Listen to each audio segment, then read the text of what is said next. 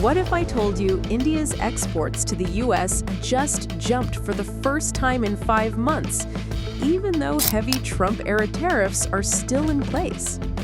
Yeah, something surprising is happening in global trade right now. In October, India's goods exports to the United States rose by 14.5% compared to September, breaking a long streak of falling numbers.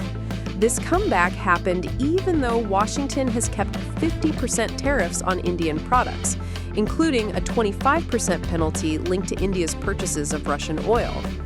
The rebound comes as Indian state-run oil companies agreed to buy a large amount of LPG from the U.S., enough to cover nearly 10% of India's annual demand.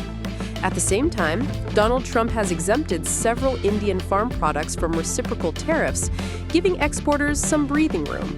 Indian officials say trade deal negotiations with the U.S. are now moving quickly, and the first phase of the deal is close to completion. Still, the bigger picture remains mixed. Overall, Indian exports fell nearly 12% year-on-year in October, and shipments to 15 of India's top 20 markets actually declined.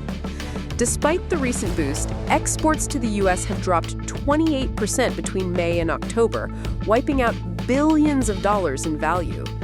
Experts think tariff-exempt sectors like smartphones and pharmaceuticals may have performed better, softening the blow. The new LPG deal could tighten energy cooperation between the two countries, something the U.S. has been pushing for, especially after India's heavy reliance on Russian oil. Even with diplomatic pressure from both sides, this rebound hints that U.S.-India trade tensions may be beginning to ease.